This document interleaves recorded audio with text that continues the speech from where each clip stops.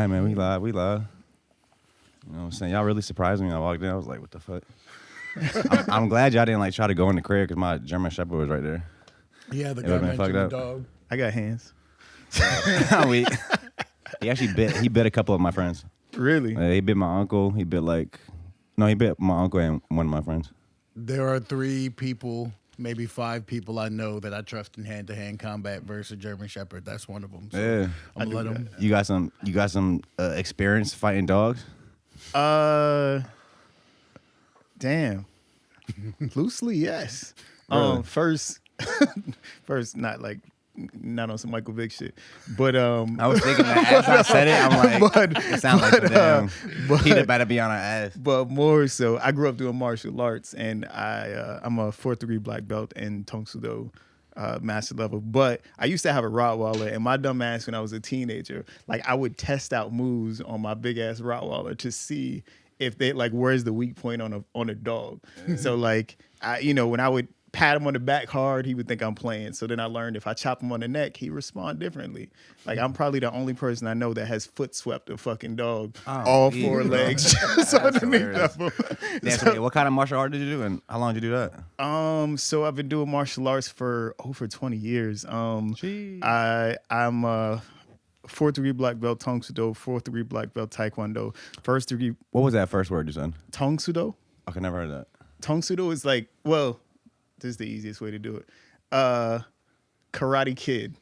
The bad guys, they study Tong Sudo. Okay. It's a Korean style. But yes, Tong Sudo, Taekwondo. Then I have a 1st degree black belt in Hapkido. And I've studied other little things here and there. When I was in college, I did a year of capoeira. I've done kung fu for a couple of years, like lower belts, but just like taught in a few places. Were you you did like competitions and all that? I did, but I stopped doing competitions after I hurt somebody. Like it was a dude, he was doing way too much and he jumped in the air and he was flaring his arms around and I didn't know what to do, but I'm not going to wait to see. So I palm struck him in the face and his nose just started bleeding. Then they make you like get on your knees and wait while they get checked out by the medic. And then after that, I actually was nervous to hit him again because I felt like I was going to hurt him if I continued to fight him. And he ended up beating me. But I remember being in the car, like yelling, and my mom's trying to calm me down. And me being like, next time I'm just going to fuck them all up. And just like, I was in my He feelings. telling his artists, like, you don't need security. I got you. You know what I'm saying? We get in the club, don't worry.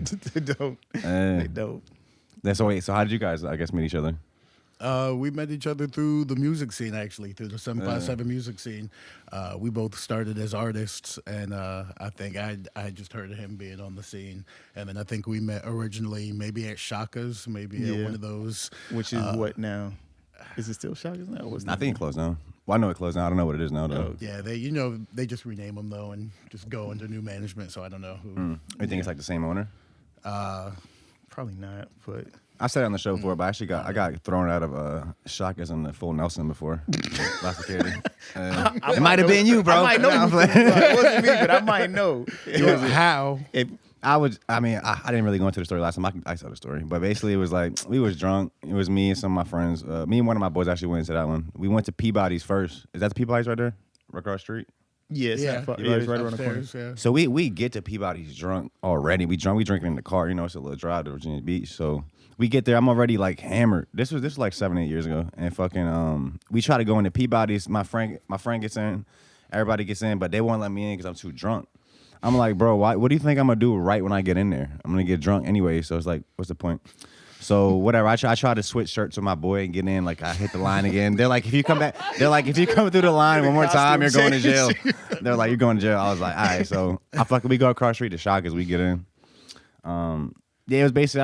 Honestly, I deserved it. It was fucking like, I was drunk. It was some girl sitting at the booth with her friends, and I just like leaned in to like say hey to her or whatever, and she like mushed my face, like get out of my way, like get off me. I was just saying hey or whatever.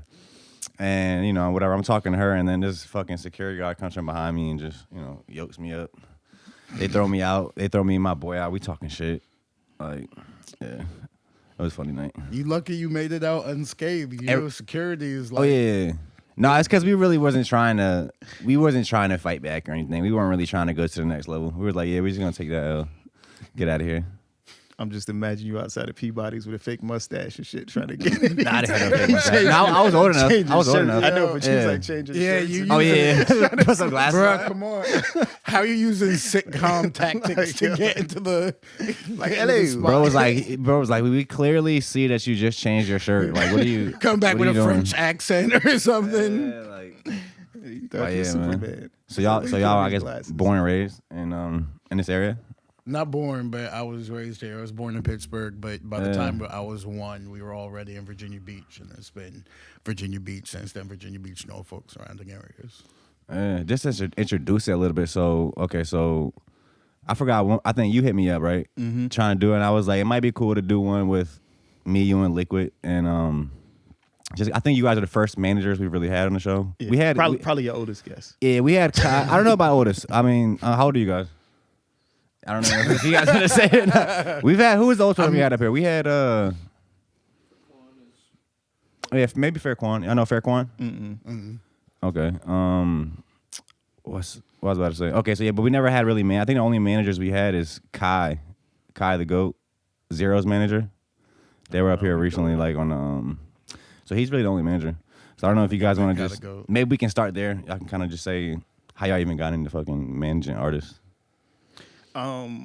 For me, it was all accidental, and I'm glad it happened that way because like a lot of people jump into it looking for. It's like some people think about how they can help the artist. Some people think how they can kind of get something out of the situation and come to it that way.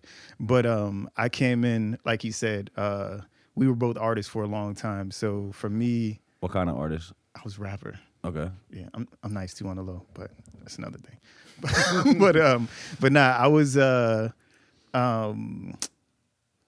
I wasn't intending on becoming a manager, but I had through a mutual friend, his name's Goose, but Goose introduced me to Xiao's mom, Stephanie.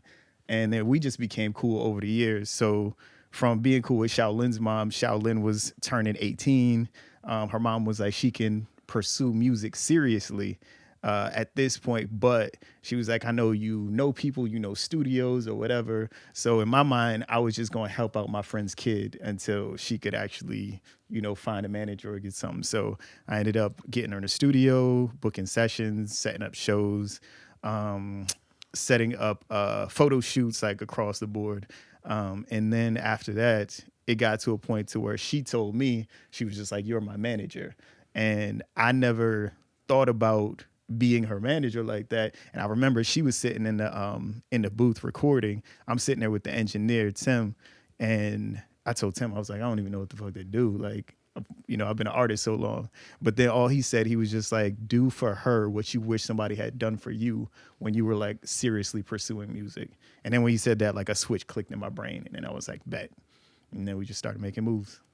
So I guess like being an artist yourself, kind of even before getting into that, probably gives you like a upper hand. Like, yeah, because we had years of experience of doing it. Like I've been rapping since a teenager, and by that point, like I'm 30 and I'm done. I'm kind of done with it, just playing around with it. But yeah, what are some things that you like did? I guess that you wish somebody would help you with.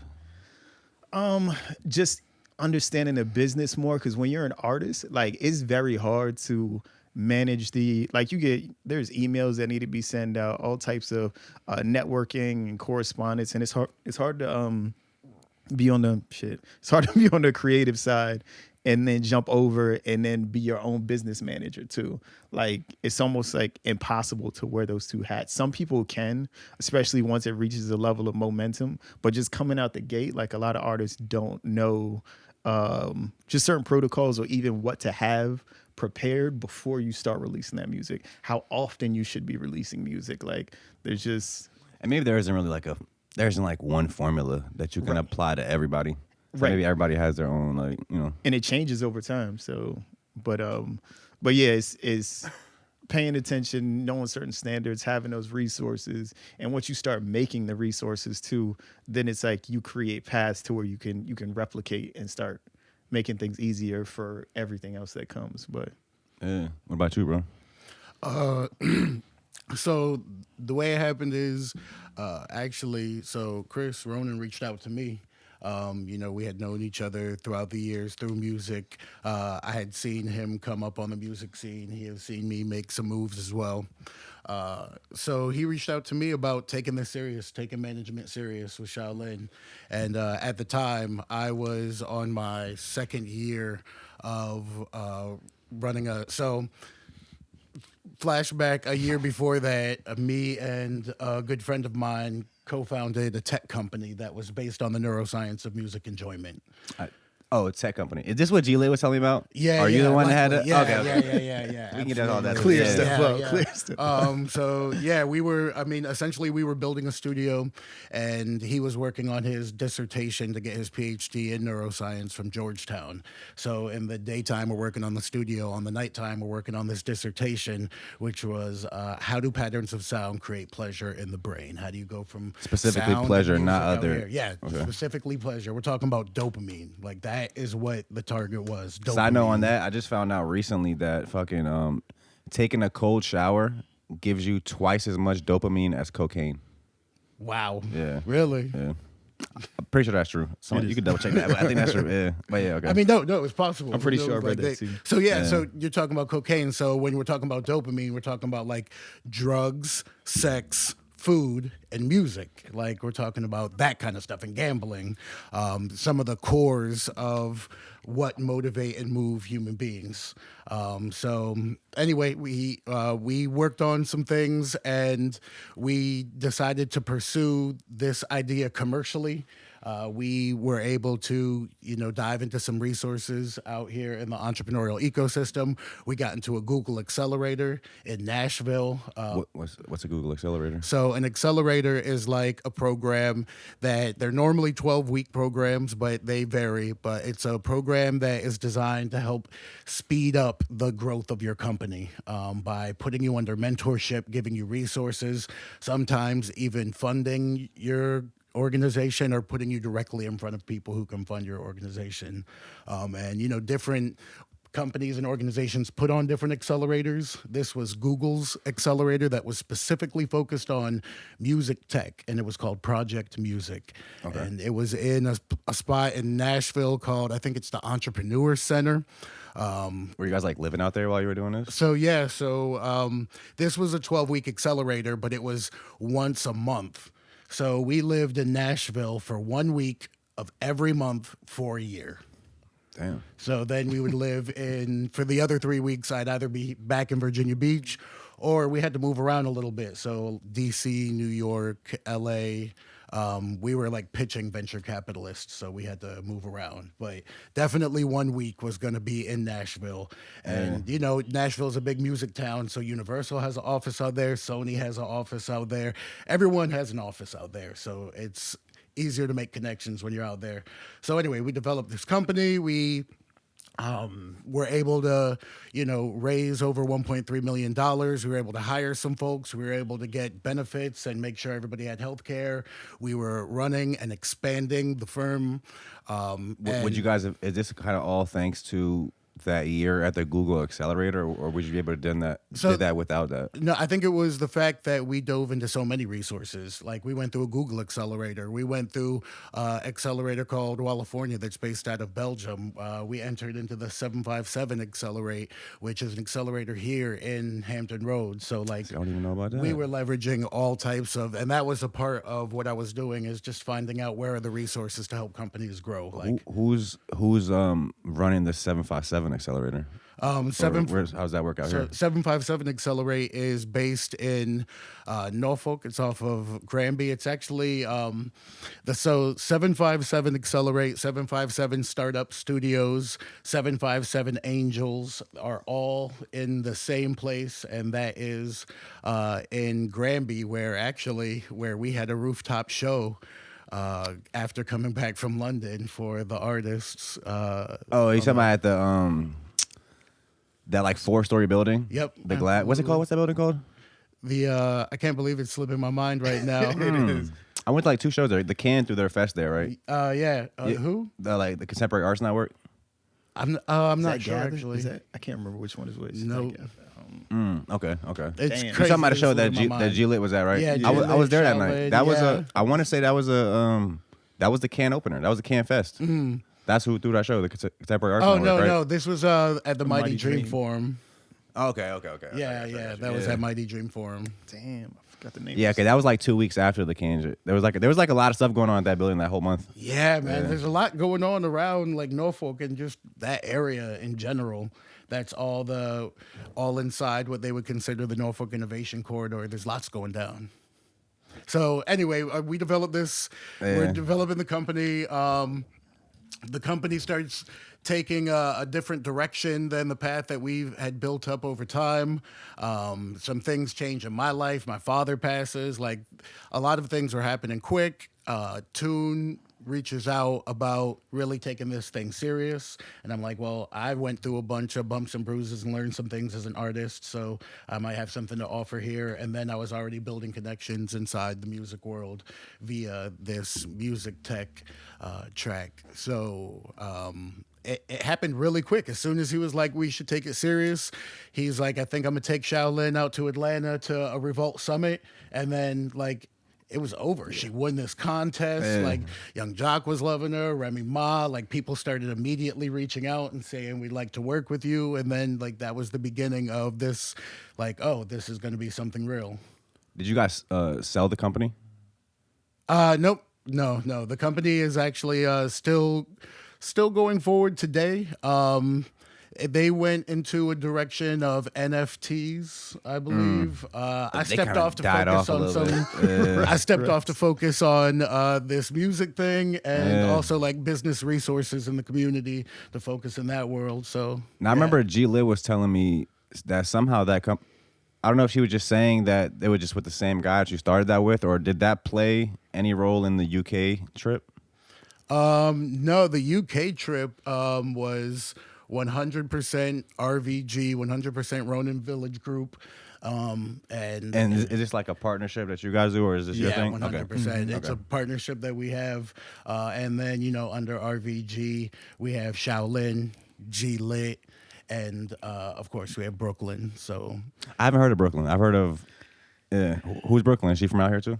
she's not from out here. She's Why you laughing like that? He like, yo, we got a jam. We sit on a Brooklyn is jam. low key Secret like an weapon. A's Yeah, up the tell us about sleeve Brooklyn a type little of bit. thing. So, and this goes into some backstory. I'm trying to make it fast. But so I used to work at a studio in Atlanta called Tree Sound Studios, big popular studio.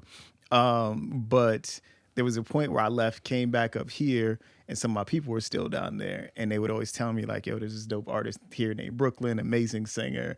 And then I went back down for a TI release event, met up with Brooklyn. That was the first time we actually met in person, and instantly became friends, and then continued to talk over the years. But recently, it was like last year, we threw a show here and invited her up, and she came over and she blew that shit out the water, like killed it. But she's a vocalist that sings on, like, it's like she looks like Zendaya's older sister, but sings like fucking Adele mixed with Stevie Nicks and Mariah Carey blended together. Like her shit is hard. So she's in Atlanta still? Yeah. And she's cooking because she just did a video, or not a video. She was in a Netflix show called Tell Me Lies. She's got a movie, or she plays a role in a movie coming out from Netflix. She got a book deal. She's moving merch, and she's gonna be on a TV show later on this year. And we're just like prepping things for her also on top of the other artists, who are, once everything kind of that wave hits its peak, then start reaching out, figuring out where we're gonna land things musically to make more moves.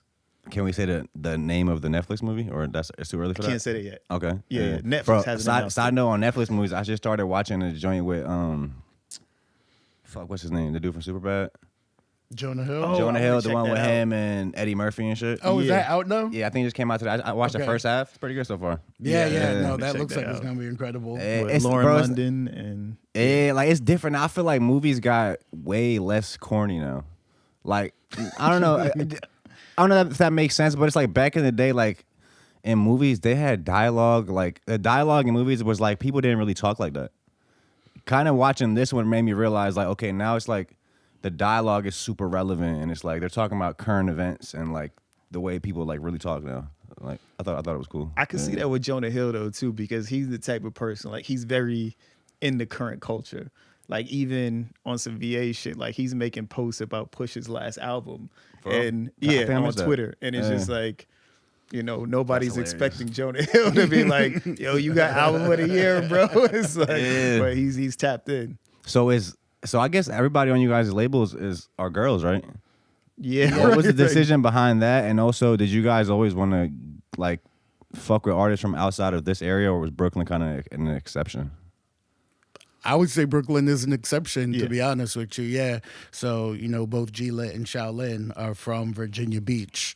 Brooklyn being not from the 757 is just like a testament to her talent and her ability to really understand her brand and be a strong businesswoman. Like she not only has an excess amount of talent, but she has a grasp on how things run and how to connect with her audience.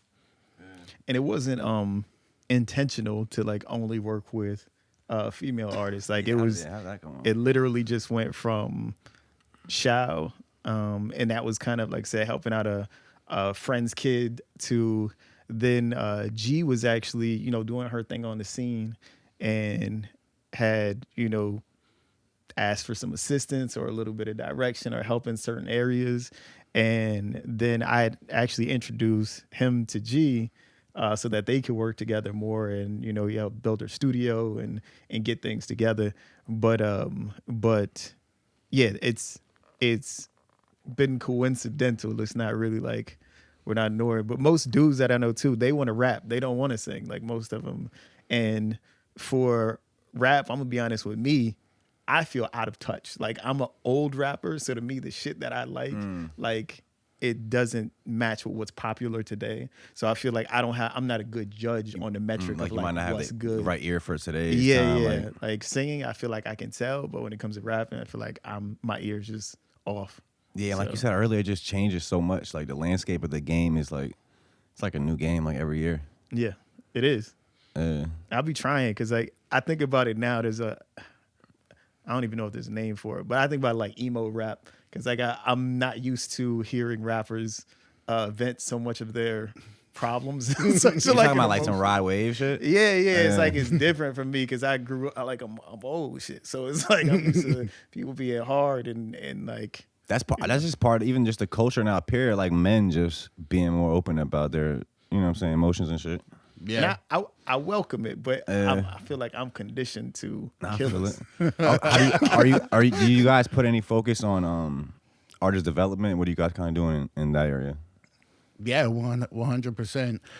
It's important to have a team around an artist who is not only working within their vision, but also giving them reason to stretch, giving them reason to challenge some of their preconceived notions. So that means putting them in different positions, placing them not only in situations to perform to new audiences, but to meet new audiences through mediums like this, you know what I'm saying, like a podcast or other versions of media.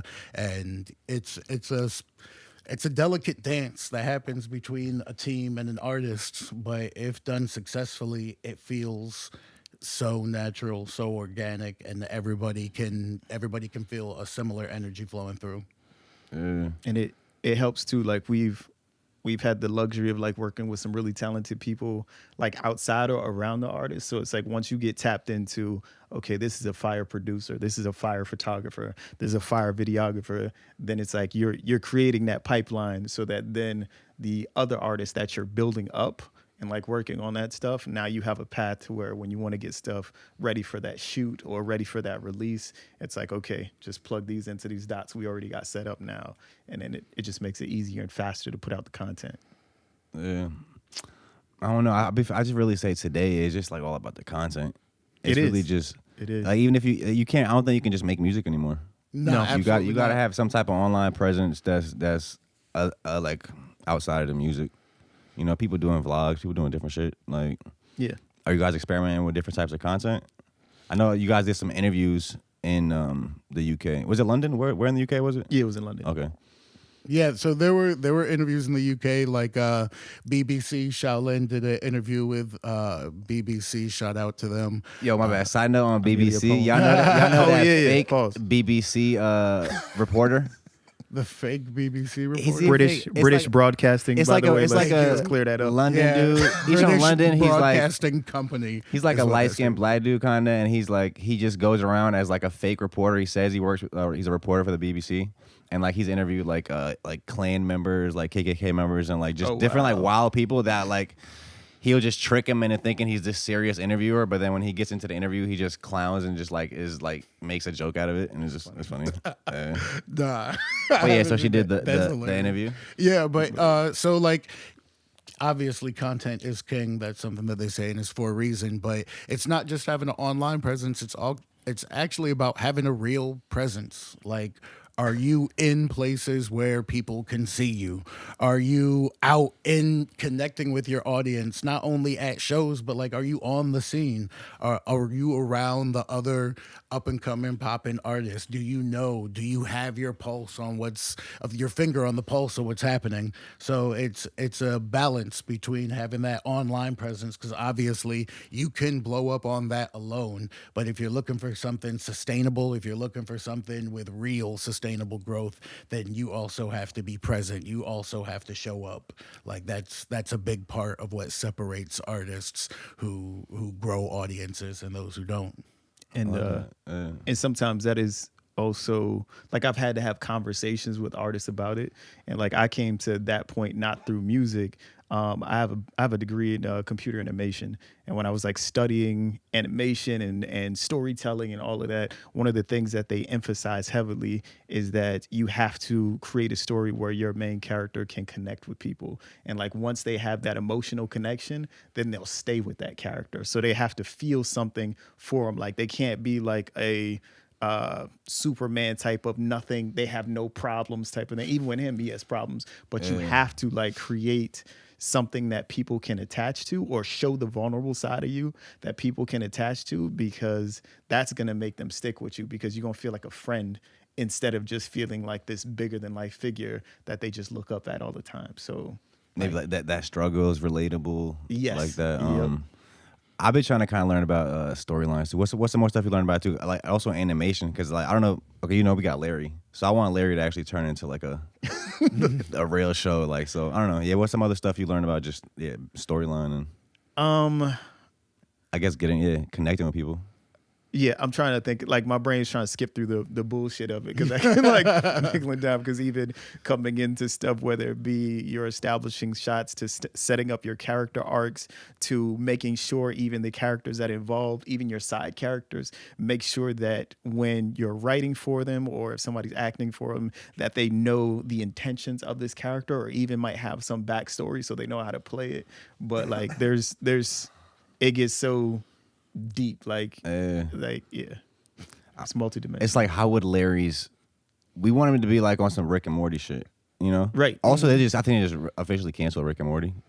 I guess the creator got I want to say domestic violence charge. Yeah, one of the creators. But it's like they're trying to recast him, but it's like, how are you gonna recast him? He's literally the voice of Rick and Morty. So it's like, what? It's his show. Like, I bet you there are some folks who do some amazing Rick and Morty impressions. Hopefully, and hopefully, you won't 'cause I even wanted to keep notice. going. Like, It's you're gonna like, be AI. bro, I It's love gonna that be show. Rick and Morty voiced by new AI. Actually, to be No, honest with they you, probably they could do probably something have like that. enough words, Yeah. and I bet you that company owns all the words, all the sounds. I'm sure they could feed it to generative predictive AI that can just They have it. redo. Wow. I actually was on a Instagram live with a dude who works with Meta or Facebook and all of those, and what he did, and I forgot the name of it, but he had one AI write a response to how AI might be dangerous or what ways it could help people, but then he fed it through another one so that it spoke as Rick, it spoke as Morty, spoke as Patrick from SpongeBob, spoke as all these, like he had all the answers go through another AI, so it sounded like them. But yeah, I mean, funny. even that's possible to where. Yeah, they got AIs now where they'll literally write whole like scripts, whole like video scripts. Like you can literally like. Also, what I say? I think that you can literally give it a video, or give it any information, and it'll compile like a whole thing on it. Or like you can give it a video that already exists, and it'll create a whole new script based off that information, but in like a new way. Yep. Yeah. It's like what? Yeah. I feel like now, bro, in school writing essays got to be easy now. Yeah, you can just- actually just have AI do it for you Yeah. at this point. Yeah, absolutely.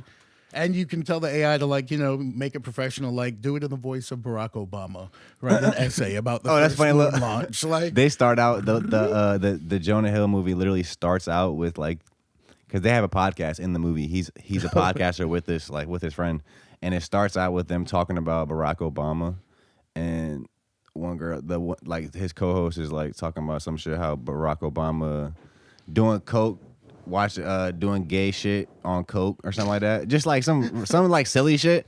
I'm like, what the fuck? Yeah. You gonna make me wanna? Yeah, I gotta watch that one. No, it was cool. It was cool. I know this movie's gonna be dope. So okay, so you guys go to the UK trip, and what's the management company called again? RVG. RVG. What does that stand for? Ronin Village Group. Okay. Just in the sense of a bunch of people working together. I notice a lot of management and a lot of companies, they make it seem like the artists work for them, but technically a manager works for the artist. But also, like, I was thinking about that because Ronin, by definition, is it was a samurai that didn't have a master anymore. That's so what it's a like Ronin you is. don't, yeah. So it's like you don't answer to somebody to tell you what to do or that. So like this management company is like a collective of talented people who work together, but we don't answer to each other. Are samurais hired assassins? No. Ninjas were hired assassins. Okay. Samurais work for the emperors and shoguns. And Oh, shit. okay. I was just saying, like, when you have but either way, any business, whenever you have your own business, pretty much all your clients are your bosses. That's Yeah. kinda how Yeah. like, if you don't have clients, like, You're right. But it's so mutual on the music side too, because there are some things, like even when I think about my relationship with Xiao, like I feel like I'm a coach and she's the player on the field. Like it's like, okay, I'm gonna play Belichick, you play Brady. We gonna we draw up some plays and get things going. Present you with the plays. Now you go out on the field, G go out on the field, dude, and then execute. But we just setting up the plays, and their job would be harder without us, and our job would be harder without them. So. Yeah, absolutely. Like, so the first time I ever had a meeting with G-Lit, we met at I don't remember the restaurant. We met at a restaurant for lunch. We're sitting down. We're talking about, how she spends her time. What are some of her goals with the music? And she's telling me that, she kind of runs a studio out of her apartment. But they were going to move, and that was generating a level of income. And I'm like, all right, well, let's talk about the actual numbers then. And we sit down and we break out a piece of paper, and we're like, all right, what do you do a month? What can you do if you had a space? And we break down financial projections on our very first meeting. Me and Gile at the restaurant. At the restaurant, established financial projections right there. And I was like, if these numbers are true, like if you're not exaggerating, then I'll get up from this table right now and co-sign on the space with you right here. That reminds me of Jonah Hill again on Great Wolf of Wall Street. He was like, you show me a pay stub for 70,000 right now. I'll quit my job right now. I work for you. And G-Lit. Shout out Jonah Hill. Yeah, shout out Jonah. The Jonah Hill appreciation. But yeah, y'all talking numbers before dessert come. Like, yeah, exactly. And she was like, not only will this happen, but like this is actually modest. I'll probably outperform these projections. And we got up right from that table my first time meeting her, and we drove over to a spot that had some space, a commercial space, and then signed on it, put down money on it that very day. And it's all for her like engineering skills, like engineering people. That's not, that's for her engineering folks. And like lots of people have come through G-Lit Studio to record. Like half of Portsmouth has been through G-Lit Studio to record. But also for her to have a space to be able to, flex her own talents, and a space that's curated to feel how she needs it to feel and look how she needs it to look to really get in her bag.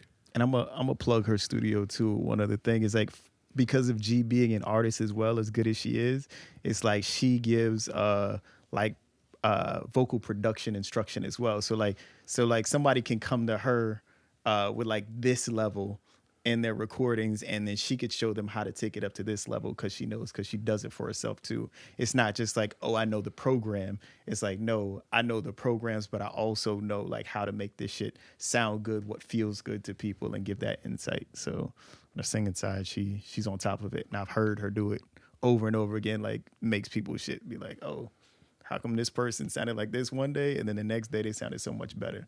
But it's just that background instruction. That's that like development and like and I think Shaolin's actually, isn't she signed to Airwave? She is signed to Airwave. Yeah, how does you guys' partnership work with Airwave? Like yeah.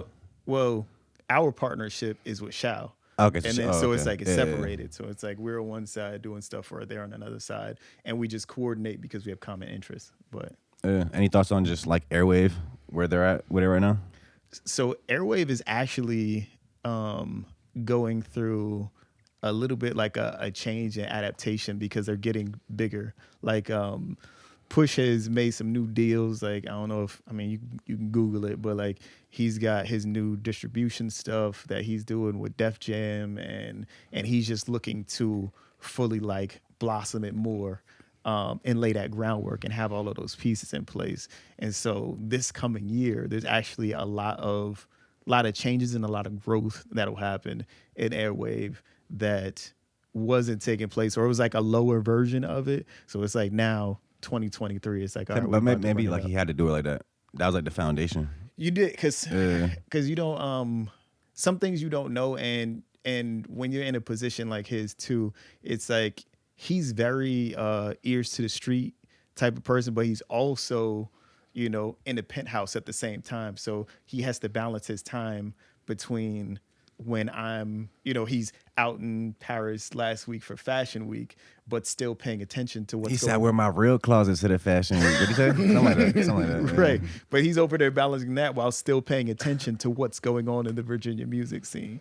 So it's like, What I've been really saying on like Airwave too is like it showed me how hard this really is to get a brand off the ground, because you got a name like Pusha T, bro, and he starts label like it's a thing. You know, we fuck, we love it, all of that.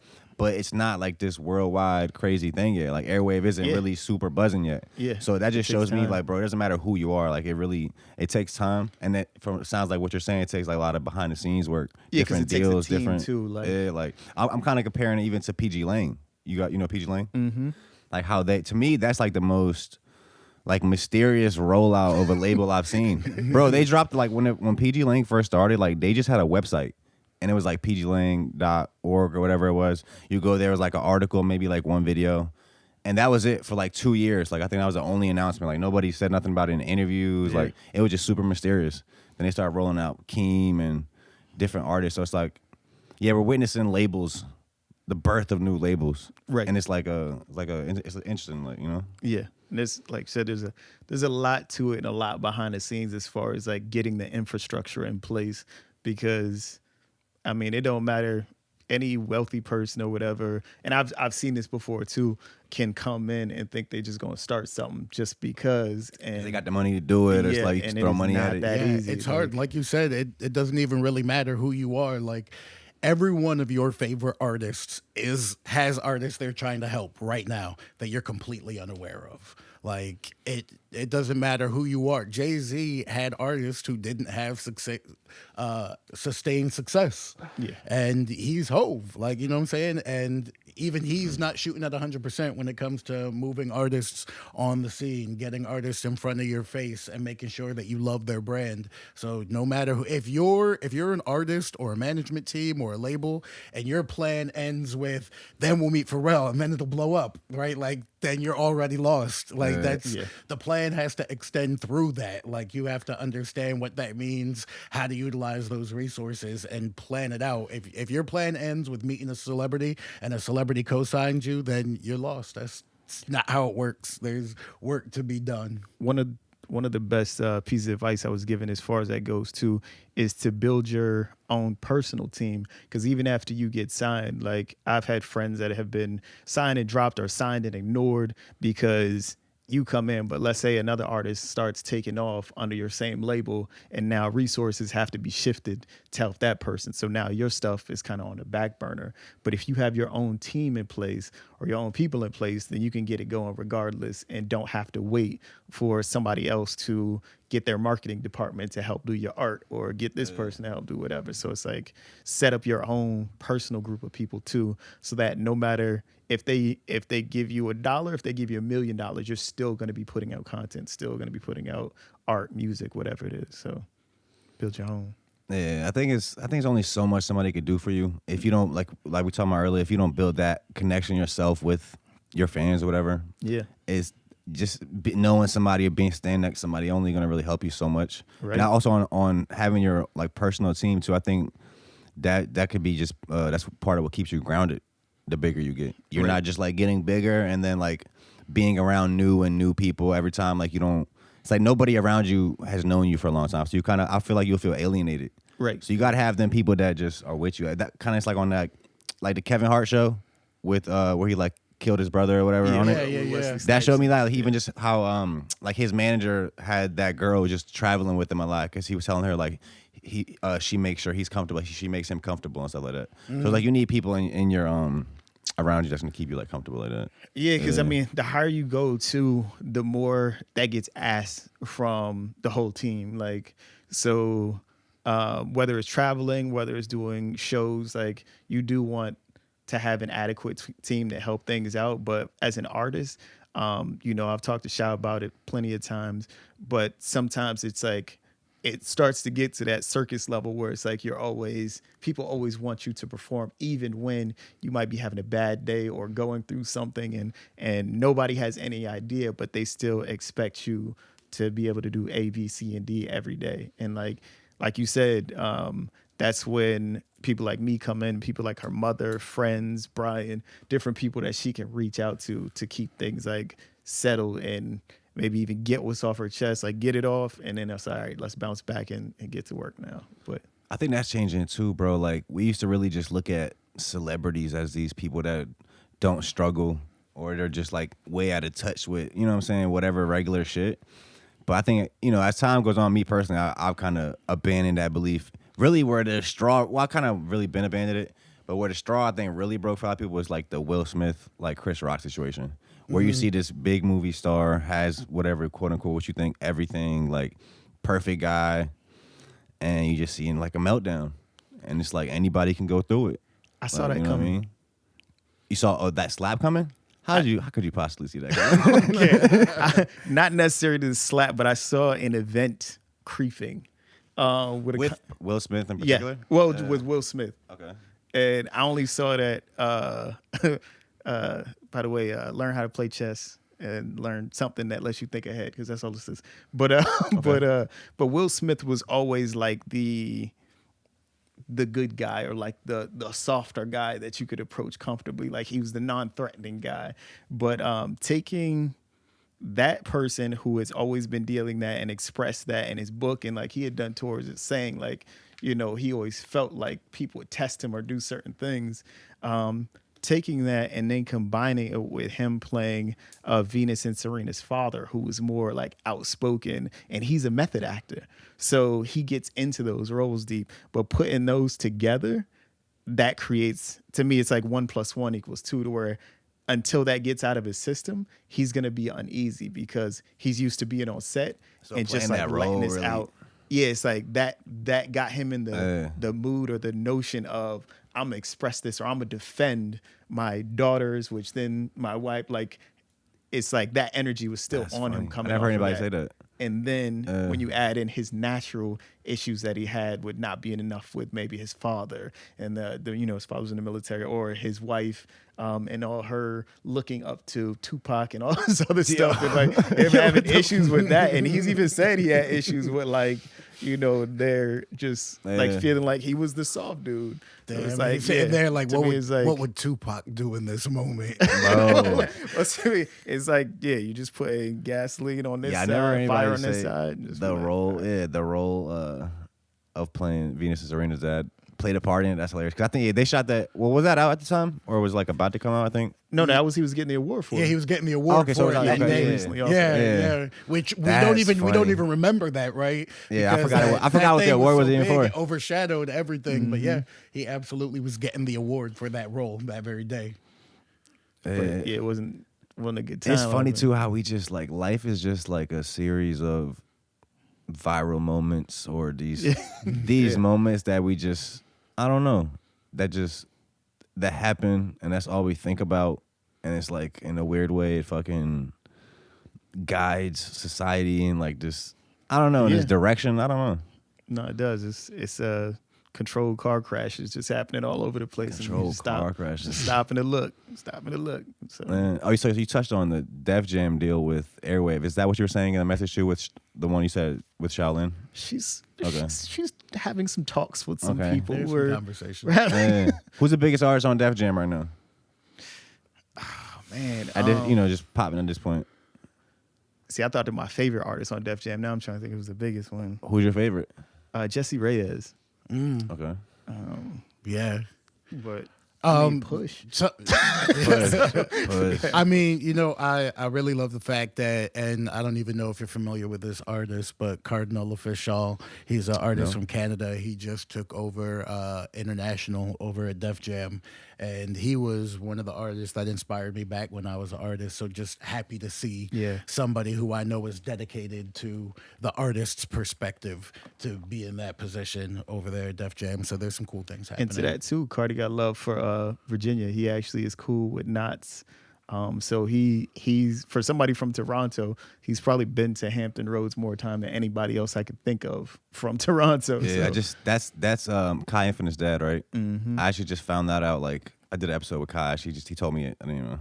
Yeah, Knots is like an absolute legend from this that's hard. area. Yeah, like, I just got hit. And like, we was in the same boat. We booked Kai for a show. I ain't even know that Knots was his dad. I Bro. was just like, Yeah. it's like, wait, what? Yo, it's crazy how really we have like actual legends out here. Like legends, you know what I'm saying? like real life legends just walking around who are still tapped in, you know what I'm saying? Right. Like Show's had a session with Knots, G's had a session with Knots where they're playing each other's stuff, they're catching the vibe. Like some of these artists who are absolute legends are super tapped in. Like you would never guess how much Push is tapped in, even though he's not boots on the ground every day in 757. Like the way that he knows about artists who are still on the very come up, like artists you wouldn't even think he hasn't even reached out to, but he's aware of. It's crazy, man. The legends are tapped in, so it's a good time to be an artist from the 7-5. I think that boy Orlando Jackson was telling me how he seen Push, and I forgot who he said was with him now, but he seen him on Granby Street driving a Maybach. And like I was like, People that's be out crazy. at Granby. But it's like people will never expect. Like you don't think like when you out here you gonna you know what I'm saying run into people like Yeah. But people are from here, so it's like even during Mighty Dream, we're walking around like Drum is out there shooting a video with the bakery boys out there just on I think they Granby shot Street. Undertaker. It actually just came out like recently. Yeah, like Volks is out. You could just catch Family on the Humble chilling outside. That's like, who he was with. He was with family. That's what I'm Yeah, that's saying, what man. we were Like talking about. they everybody's tapped in right now. This is a moment for us. This is a 7-5 moment internationally. Push said something to it, me I love once, it. and I was just like, how the fuck he know that? Wait, what'd he say? Nah, because we was talking, and he was, I think we were talking about photographers or something, but he was like, ask some of your friends. I know you tapped in with all the Filipinos, and I'm like, how this nigga know I know all the Filipinos? wait, the Filipinos is fire at photography? I do have a lot of close, like I grew up in Virginia Beach, but like I got half Filipino god kids. My nephew's half Filipino. Like even my Filipino friends would be like, "Yeah, you're cool. You're like a brother type cousin." And I'm just like, But what's the tie with photography and Filipinos? Or because that's just because joke? I knew some of them out there, and Okay. it was just like he was just like, yeah, like tapping with your people because I know that you know you got the plugs, which is funny because it was correct, but I was just like, damn, how you know I know all these people? Y'all touching on what was the Toronto artist name one more time? Cardinal Official. Yeah, And then legend. Cardi. Okay, shout out to bro. I think you were telling me so you guys are working on a show to do in Toronto. So Right. we did, and I mean we haven't touched on it much, but we did the London thing. But the London situation, we called that the London Vibe Exchange, and really London was just the location, but the core of it is the vibe exchange where we mix artists from Hampton Roads and we take them to other places and kind of like mix fan bases and then create a bridge pretty much to where it's like most people who perform around here will be in Hampton Roads. They'll jump up to DC, sometimes Charlotte, Atlanta, but like kind of those core places around here. But to really expand your numbers, like I want to see people's fan bases get bigger and not just have a strong following in one location. So it's like, okay, let's start to build this bridge and start clearing this path to where, okay, now we're gonna do something for London, and then after that we're gonna have invitations to where we're gonna work with the London artists, bring them over here to enjoy that. Then we're gonna take it to Toronto. And then from Toronto, like we're still working that out. I have some OVO connections and people over there that are helping on the ground and setting up something over there so that then we can do the same thing and just like start to build these bridges so that all of this music that kind of secretly comes out of Virginia Beach, or not Virginia Beach, but Hampton Roads, doesn't get stuck here. Or it's like the bigger artists, it's easy for them to do it. But if you're on your way up, it's hard to do a show overseas or out of the country. Like, it's hard to even set what kind of research are you doing to, because or I guess, are you partnering up with somebody in the area to find like the local artists there? Like, how are you finding, you know, like, because there's artists from London or wherever you're going to be at on there too. On the ticket, absolutely. So we weren't like partnering up with another organization who was guiding us. We were actually just like doing the work, putting in the work. Hella networking. So Toon had already had connections in London because he had just networked into that area through online means and had been building relationships. It wasn't like fake, like I'm going to talk to you for 3 weeks so that way I can convince you to be in the show. This is artists that he's had relationships with for a long time now. Yeah, okay. They'd already been well in communication, caring about one another, checking up, like real relationships. So the vibe exchange was just that, to make sure that it was a space that was safe and comfortable for everybody to just share what they do and really vibe out. And if you've been here long enough, you know that 757 specifically, but VA in general, pushes the culture. We're the ones that push the trends in culture, in music, in what's cool across planet Earth. I don't think any other state is saying that, though. It might just be us, but they're going to start saying it. Come on. There's just no way that, like, it's no way. Everybody knows it. Everybody recognizes it. If you talk to the people in the states that are really moving, they'll tell you that they've moved through the 757 and that had an impact on their career. Someone from the 757 had a major impact on their career. I'm just, Hotline Bling sound a lot like Drum's Cha-Cha. Bro, I just found out recently about, y'all know like how he got jumped by bro security or something like that? Yeah. By Drake security? Yeah. He should have had me with him. Listen, I remember. Wait, did he say it? No, he dropped the video. Listen. He made a video, right? On Twitter, I want to say, he was like, talking about like, like his Drake bodyguards touched him up a little bit. Like, what? I said, wait, what? That's type crazy. Huh? Yeah, who would win? Drake versus Drum in the one-on-one. Push just come up and like pushing Drum just jump Drake at the damn like where at like I don't know what it was. I remember when Hotline Bling first came out and it was labeled Cha-Cha Slide Remix, like when it came out on SoundCloud first. Like I remember that original piece and it's like, oh, there's a Cha-Cha Slide Remix. That's what's up. Then that got taken down and it was just released as Hotline Bling. No, it's Cha-Cha, and then Drake did Hotline Bling. Yeah, that's what I'm saying. Yeah, because Drake's original song said parentheses Cha-Cha Slide Remix when they released it on SoundCloud originally. Oh, wow. Yeah. I ain't even I think when Drum made that video, like it got a little bit of like I think No Jumper posted it, like a few sites were posting that video, but it wasn't really that big of a thing. I feel like eventually that's gonna become like a real like Drum on a new run right now. I think he's gonna reach that. He's gonna reach the peak again. You know what I'm saying? Probably even higher. And I think he's going to, like, address that again. That's going to get addressed on a higher scale, I think. A lot of 757 artists are on the up right now, I'm just saying. For real. You see in the trends, you keep on naming artists in 7.5 who coming up. Like, you see where it's trending. Okay, so you guys are, I guess, been building these, like, connections in Toronto, too, for this upcoming show. Yeah. Who are some people, I guess, you haven't announced anything, I guess.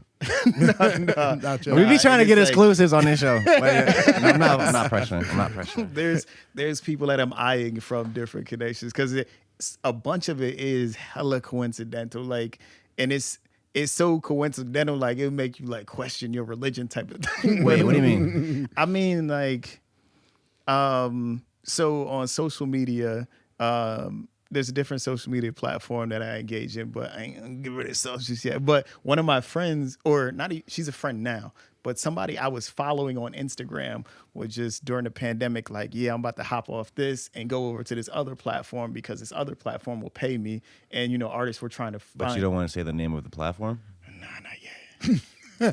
Why you don't want, okay. We'll talk about it after the show. All right, We'll I'll talk about share it it. after. I'll share it. You don't have to. It's Yeah. dying right now, so I'll share it. Clubhouse? The platform it's called Bigo.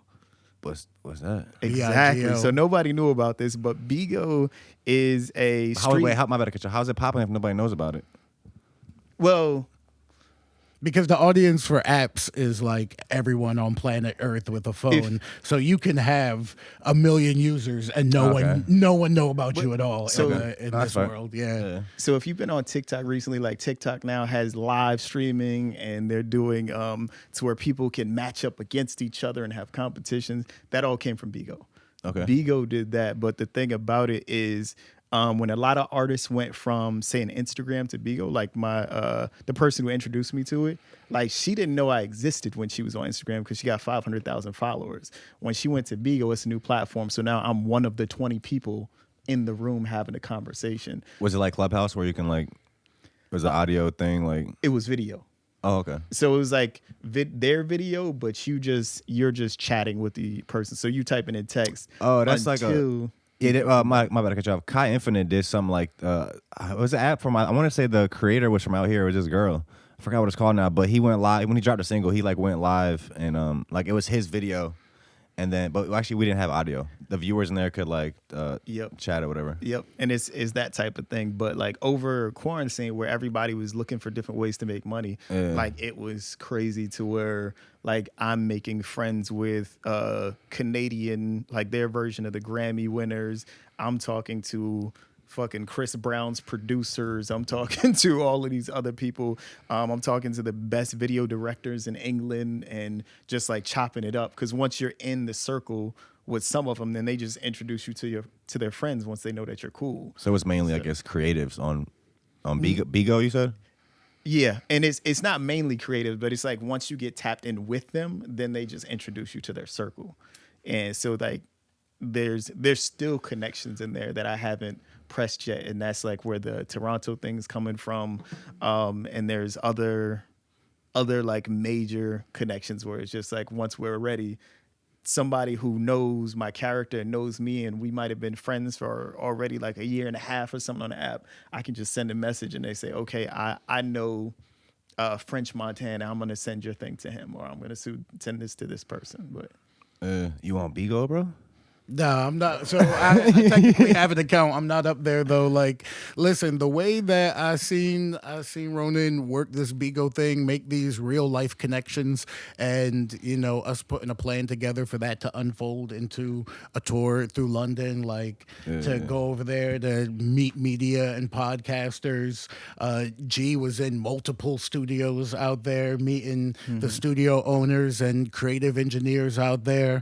Shaolin damn near recorded a whole EP with JRJ out there, producer.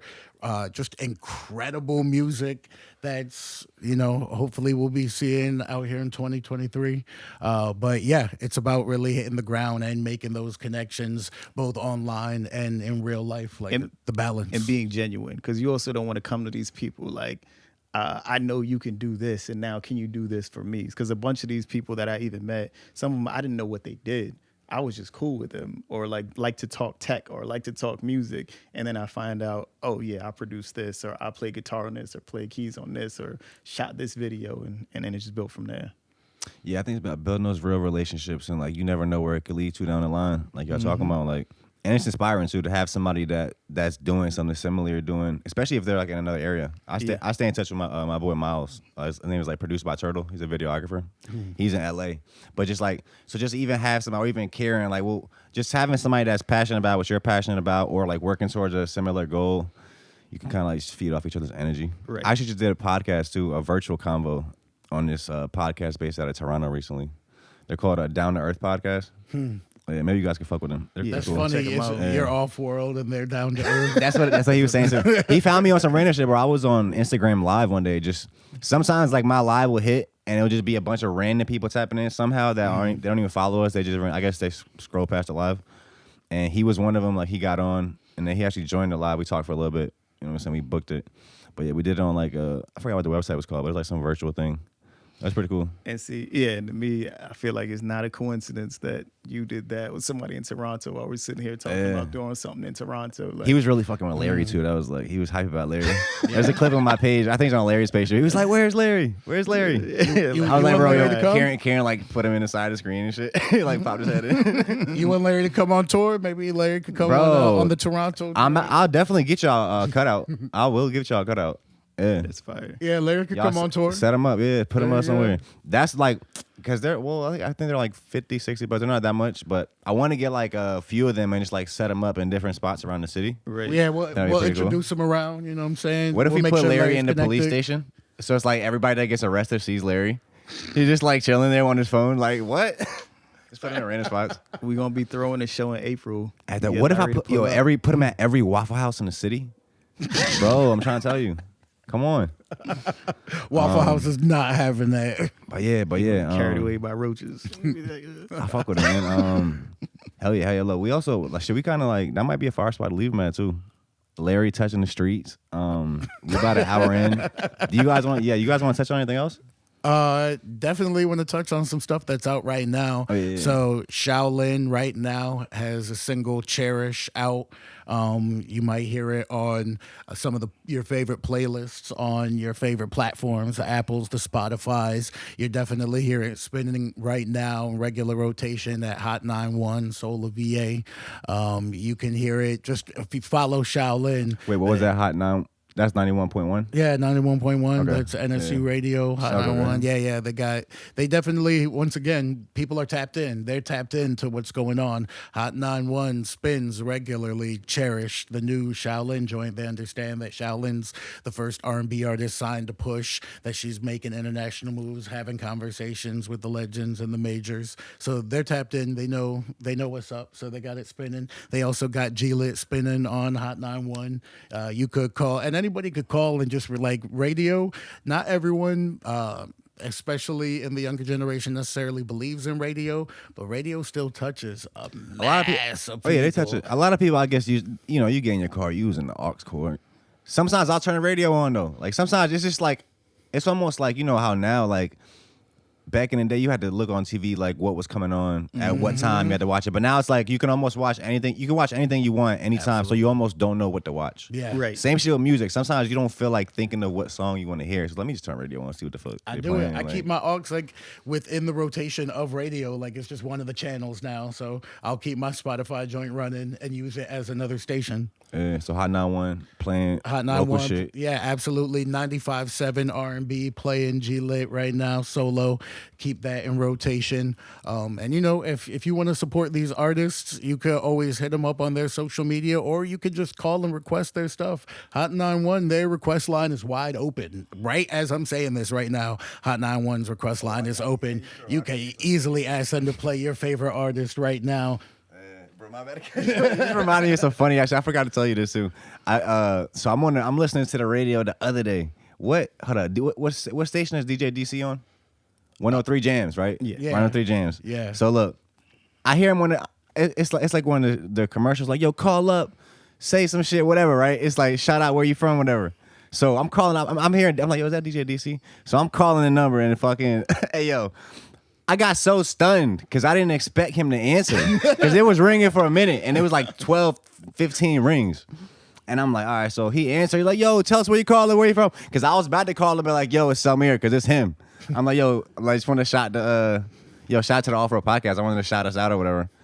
But I just got stunned, bro. And he's like saying something. I'm like, yo, where you from? I'm like Newport News, whatever. And he's like, what station? What's the best station or whatever?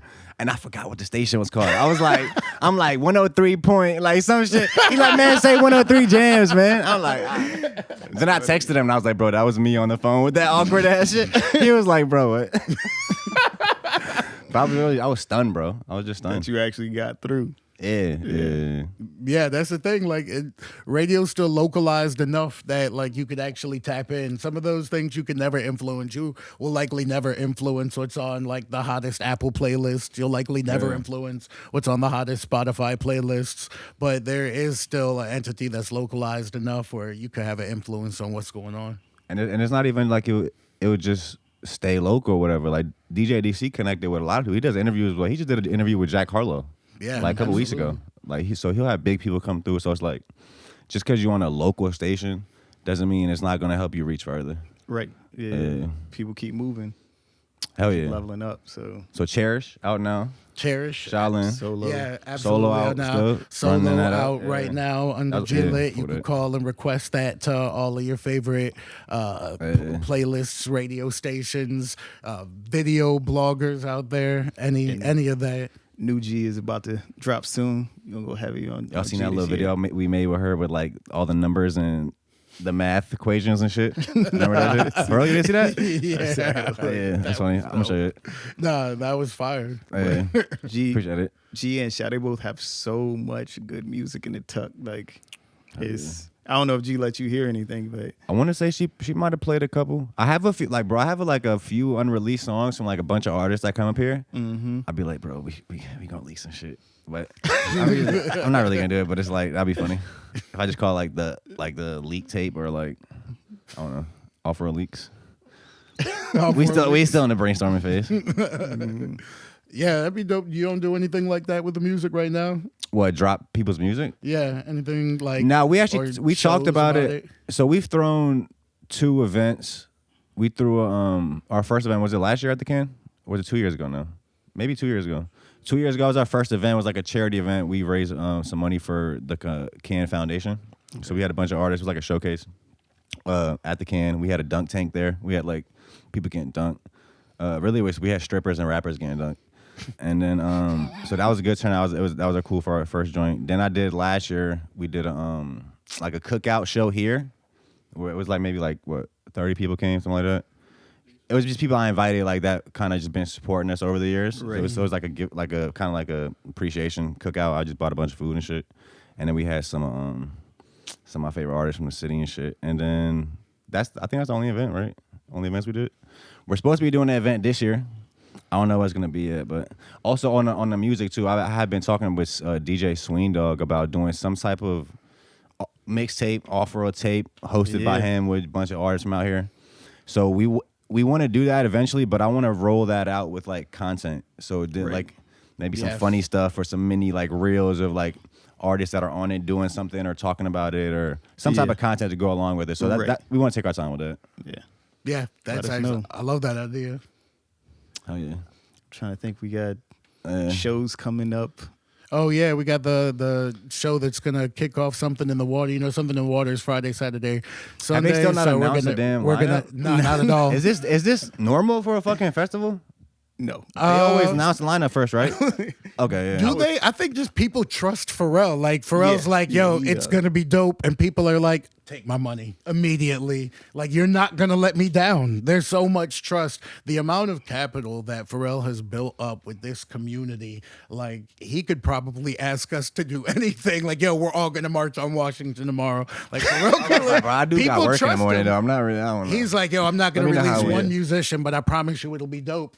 So Sold I mean, out. the lineup for the first one was crazy too, and Come even on. the second one hasn't. Yeah, so He had Hove on Virginia Beach Sand. Like, yeah, Beyonce was out there too. She Come on. touched the sand. She touched the sand. you know, he not scamming you. Like, you know what's exactly, up with him. Like, exactly. Yeah. He not about to hit you with the joke. Yeah. And even to that, on the first one, when it rained, they gave a refund to people for like the first day that shit something didn't like happen. that. So Something yeah, like you know that. he's not scamming. So I fuck with it, man. Now look, I appreciate you guys for sliding. Yeah, absolutely. I feel like this was a fun convo. I feel like there's some gems sprinkled in there somewhere. Hell yeah, we appreciate you guys for tuning in, and yeah, we gonna see y'all next week. Peace.